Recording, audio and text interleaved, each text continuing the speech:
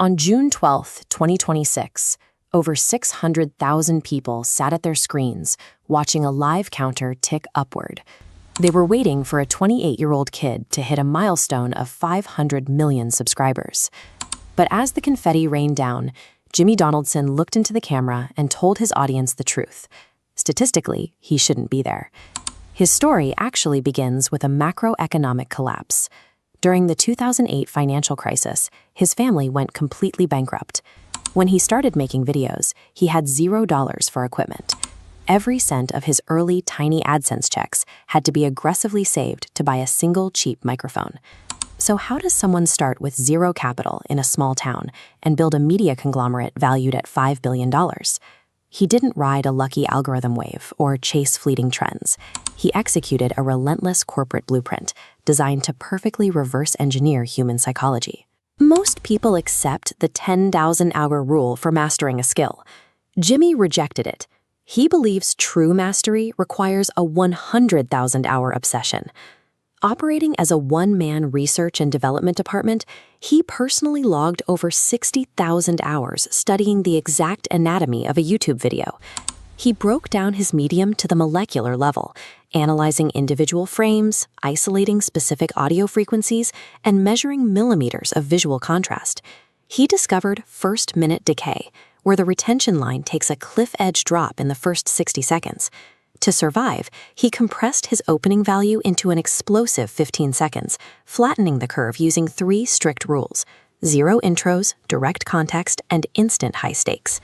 Dominating digital media is the scientific elimination of every single psychological friction point that allows human attention to wander. This intense psychological retention translates directly into massive revenue, bringing Beast Industries to a valuation of $5 billion by 2026. Yet, despite that massive valuation, Jimmy was still borrowing money from his mom to keep operations running.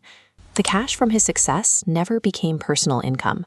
He built a high-growth, high-burn reinvestment engine, treating all YouTube earnings purely as a production budget.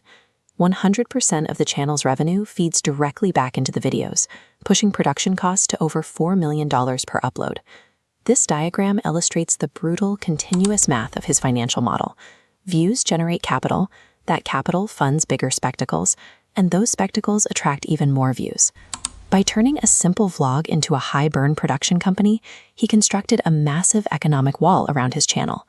By weaponizing his profit margins, he bypassed the need to outcreate his competitors. He mathematically priced them out of the industry. The final phase of this blueprint was the conversion of raw attention into pure trust. He moved from simple platform stunts to launching massive, collaborative global movements, driving environmental campaigns like Team Trees and Team Seas.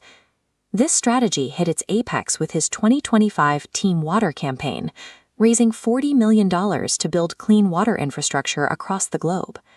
This level of philanthropy acted as an effective business strategy, decoupling his brand from standard platform fatigue.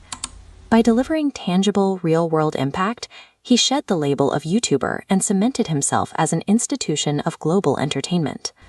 That institutional status allowed him to easily expand off-platform, pulling 50 million viewers to Beast games on Prime Video and dominating physical retail spaces with Feastables. Jimmy's success demonstrated a shift in the global economy, where the ability to capture attention dictates the flow of capital. Traditional consumer brands operate under an older model, forced to spend billions of dollars on advertising just to attempt to buy consumer trust. The modern creator conglomerate completely bypasses this. It operates on preloaded trust, forged over a decade of providing authentic, free content directly to the consumer. Jimmy's transition from a bankrupt student with a cheap microphone to the owner of a $500 million subscriber conglomerate confirms that the barriers to building a global media power have been dismantled. If you want to survive the modern digital media game, you have to stop trying to beat the algorithm and start studying the mind.